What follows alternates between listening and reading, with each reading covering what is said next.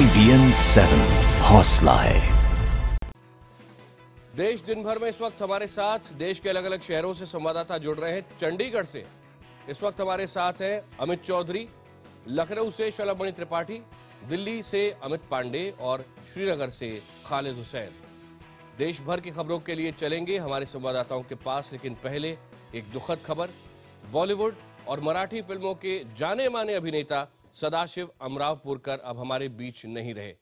देर रात 2:45 बजे मुंबई के कोकिलाबेन अस्पताल में उनका निधन हो गया। 64 साल के अमरावपुरकर फेफड़ों की, लंग्स की बीमारी से जूझ रहे थे। उनका अंतिम संस्कार अहमदनगर में कल शाम 4 बजे किया जाएगा। ये फोटो जो आप स्क्रीन पर देख रहे हैं, ये वो फोटो है जिसके कारण देश भर में उनको लोगों ने जाना। सड़क फिल्म के लिए बेस्ट विलेन का अवार्ड उन्हें मिला था, लेकिन उससे पहले भी खास तौर पे महाराष्ट्र के और रंगमंच के जो लोग हैं वो अमरावपुरकर को हमेशा बहुत पसंद करते थे, क्योंकि उनकी एक्टिंग स्किल्स, खास तौर पे विलेन के रूप में हम उनको जानते हैं, लेकिन इसके अलावा एक बेहद अच्छे कैरेक्टर आर्टिस्ट के रूप में भी सदाशिव अमरावपुरकर जाने जाते थे। उनका पार्थिव शरीर विले पार्ले में भाईदास ऑडिटोरियम में रखा जाएगा। अमरावपुरकर के परिवार में उनकी पत्नी और 3 बेटियां हैं। अमरावपुरकर ने मुख्य तौर पर हिंदी और मराठी दोनों फिल्मों में अहम किरदार निभाए। दूसरी भाषाओं की फिल्मों में भी उन्हें भूमिका निभाई। 300 से ज्यादा फिल्मों में काम किया। उनकी आखिरी फिल्म बॉम्बे टॉकीज पिछले साल रिलीज हुई थी। 1971 की भूमिका, इसके बारे में आपको बता रहे थे। एक बेस्ट विलेन अवार्ड उन्हें दिया गया था। सबसे प्यारे बचपन के दोस्त हसमुख की है। अच्छा आ गया, हसमुख आ गया, आ गया। हसमुख, ए हसमुख, हिम्मत से काम ले, हिम्मत से काम ले हसमुख। अरे होनी को कौन टाल सकता है, लेकिन तू इस नुकसान से घबराना नहीं है। मेरी पगार बहुत कम है, लेकिन मैं तुझे भूखे नहीं मरने दूंगा। उसमें से आधी तुझे दूंगा, वादा रहा दोस्त, घबराना नहीं। तू अपनी आधी पगार मुझे देगा? पागल हो गया, पागल हो गया। भगवान, मेरा दोस्त पागल हो गया। अरे पागल नहीं हुआ बाबा, भगवान ने पागल होने से बचा लिया। कैसे? मैंने है ना 2 दिन पहले दुकान बेच दिया था। क्या? हाँ। किसको? ये सेठ सुखीराम को। सदाशिव अमरावपुरकर के करियर पर एक नजर डालें तो 80 और 90 के दशक में बॉलीवुड फिल्मों में बेहद सक्रिय थे। 1991 में सड़क के लिए तो उनको फिल्म फेयर पुरस्कार मिला ही, लेकिन उनकी शुरुआत जो बॉलीवुड में हुई वो फिल्म अर्ध सत्य से हुई 1983 में। इस फिल्म के लिए सदाशिव ने फिल्म फेयर पुरस्कार भी जीता था और कुल मिलाकर 300 फिल्मों से ज्यादा उन्होंने जो काम किया, इसमें कुली नंबर 1, आंटी नंबर 1, आंखें, इश्क, इन सब फिल्मों में वो नजर आए। आखिरी फिल्म बॉम्बे टॉकीज 2013 में रिलीज हुई थी।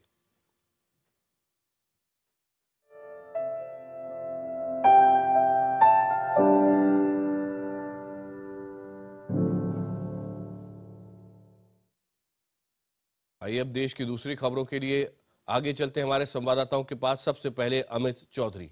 जी अमित। शुक्रिया आकाश। पाकिस्तान के वाघा बॉर्डर में एक आत्मघाती हमले में 59 से ज्यादा लोगों की मौत हो गई और 200 से ज्यादा लोग घायल हो गए हैं।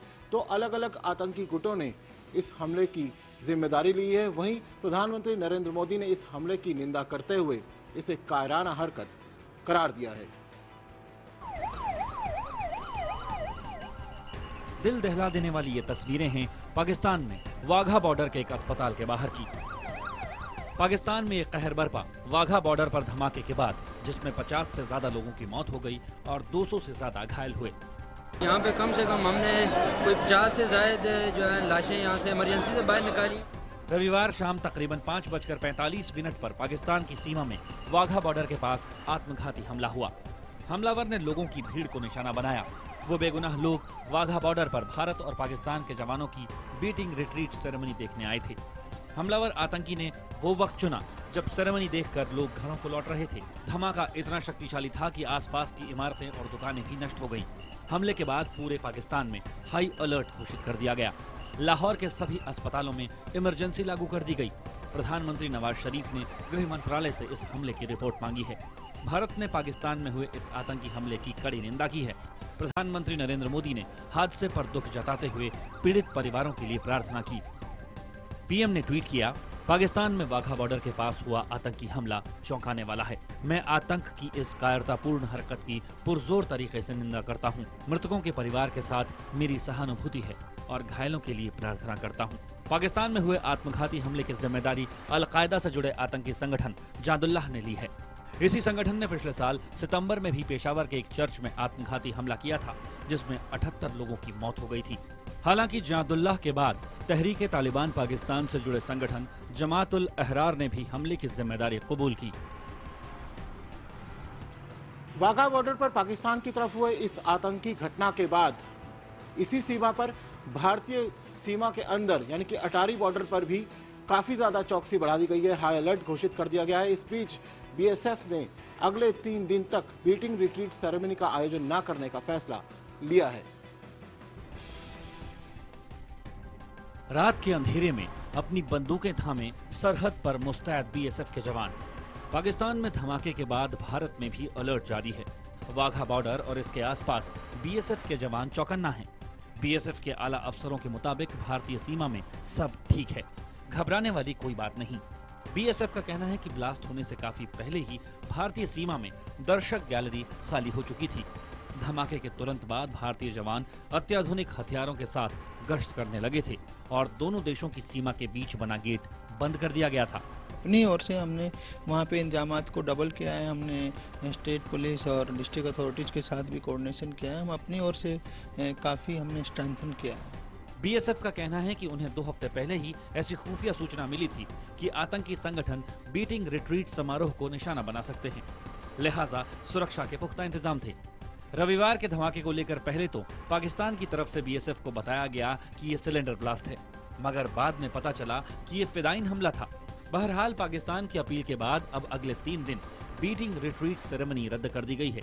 बता दें कि वाघा बॉर्डर पर पिछले कई साल से रोज दोनों देशों का झंडा उतारने का समारोह होता है, जिसे देखने के लिए दोनों तरफ सैकड़ों की तादाद में लोग इकट्ठा होते हैं। चुनाव के बाद हरियाणा विधानसभा का पहला सत्र आज से शुरू हो रहा है। पूर्ण बहुमत मिलने के बाद बीजेपी के विधायक पहली बार सत्ता पक्ष की सीटों पर बैठेंगे।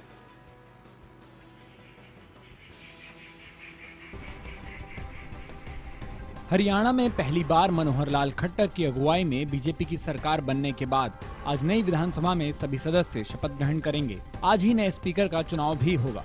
सदन के पहले दिन वित्तीय पूर्व अनुमान पास हो सकते हैं। हरियाणा में अभी तक बीजेपी ने दूसरे दलों की सरकार बनवाने का काम किया है।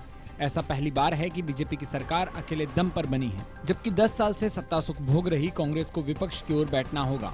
आईएनएलडी विधायक दल के नेता के तौर पर अभय चौटाला को पहले ही चुन चुकी है, जबकि कांग्रेस विधायक दल के नेता का चुनाव आज होगा।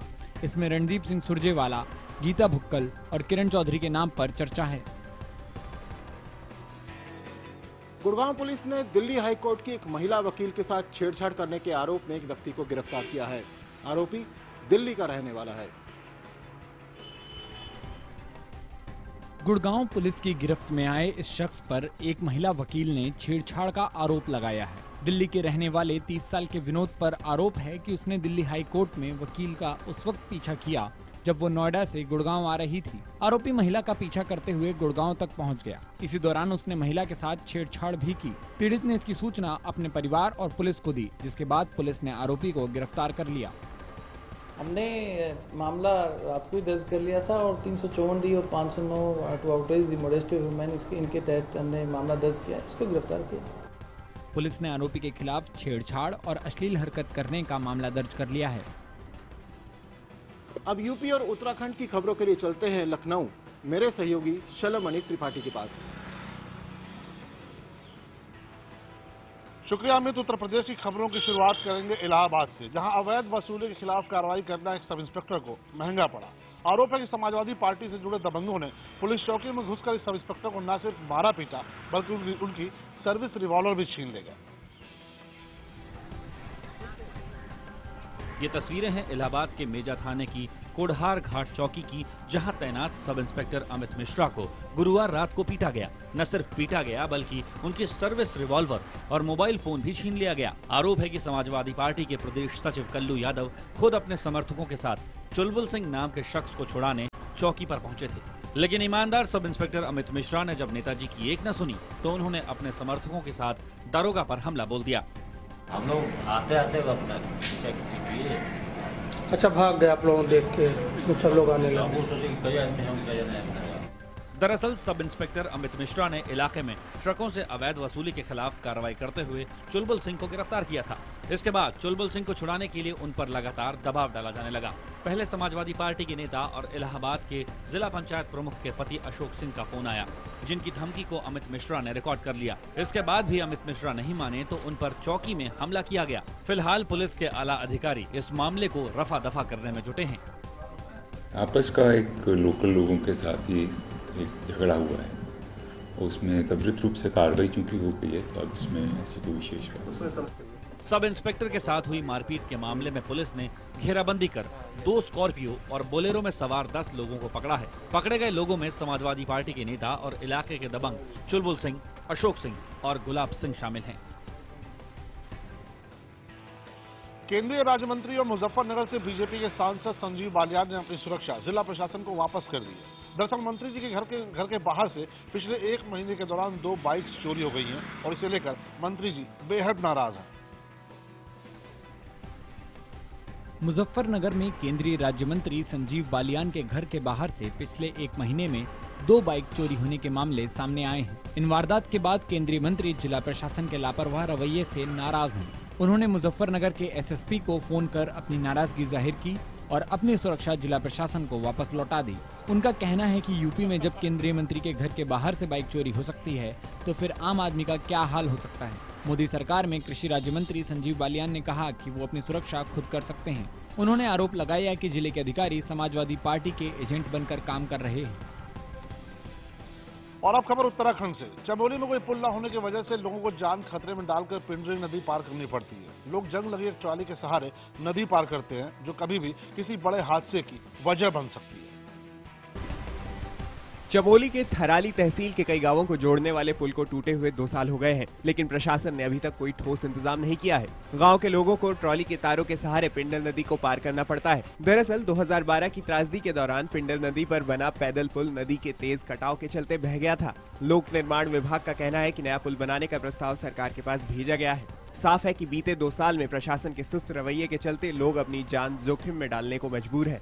वर्तमान में जो ये ट्रॉली की समस्या है, ये बहुत बड़ी जटिल समस्या बनी हुई है। प्रशासन को हमने बार बार इस संबंध में अवगत कराया, लेकिन प्रशासन ने इसमें किसी भी दृष्टिकोण से ध्यान नहीं दिया। और अब देखते हैं यूपी उत्तराखंड की कुछ और खबरें संक्षेप में।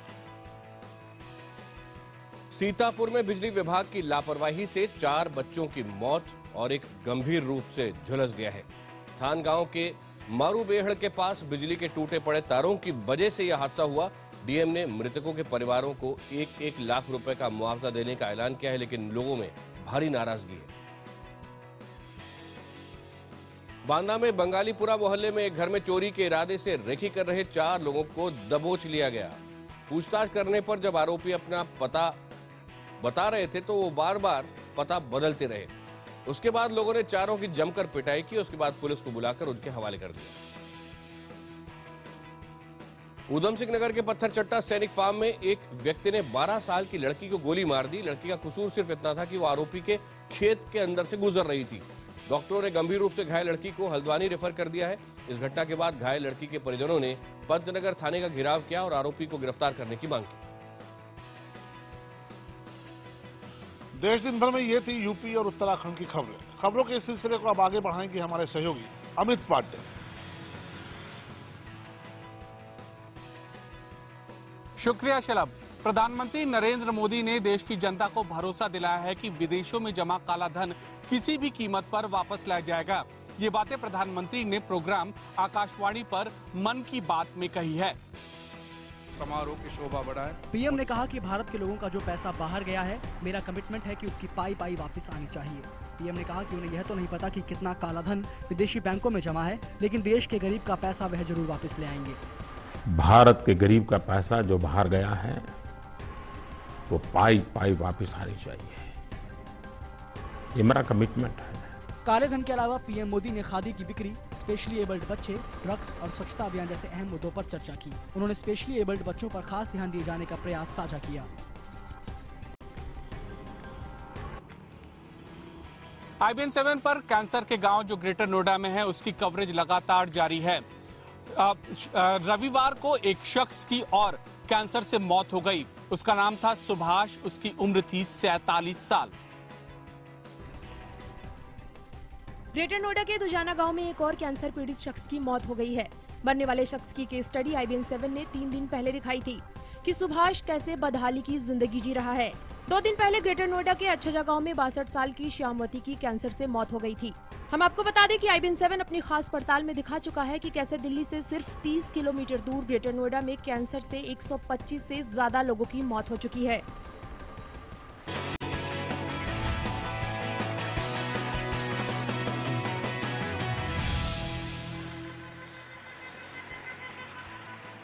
जम्मू कश्मीर के मुख्य विपक्ष दल PDP ने बीजेपी के साथ गठजोड़ के संकेत दिए हैं। पार्टी के मुखिया मुफ्ती मोहम्मद सईद ने कहा है कि वह पहले भी वाजपेयी और आडवाणी के साथ काम कर चुके हैं और आगे भी साथ जा सकते हैं। जम्मू कश्मीर में विधानसभा चुनाव के बाद PDP और बीजेपी हाथ मिला सकते हैं। इस बात के संकेत PDP के प्रमुख मुफ्ती मोहम्मद सईद ने दिए हैं। उनका कहना है कि जब उन्होंने 2002 में राज्य में सरकार बनाई थी तब केंद्र में वाजपेयी की सरकार थी। मुफ्ती ने कहा कि हम अकेले सरकार नहीं चला सकते, हमें दिल्ली में बैठी सरकार के साथ कंधे से कंधा मिलाकर चलने की जरूरत है। हम अकेले नहीं चला सकते, एक हाथ से कंधा मिला के चलना। उन लोगों को भी जो दिल्ली में आज भी बैठे हैं। मुफ्ती ने प्रधानमंत्री मोदी से ये अपील भी की कि वो पाकिस्तान के साथ चल रहे तनाव को खत्म करने के लिए फिर बातचीत शुरू करें।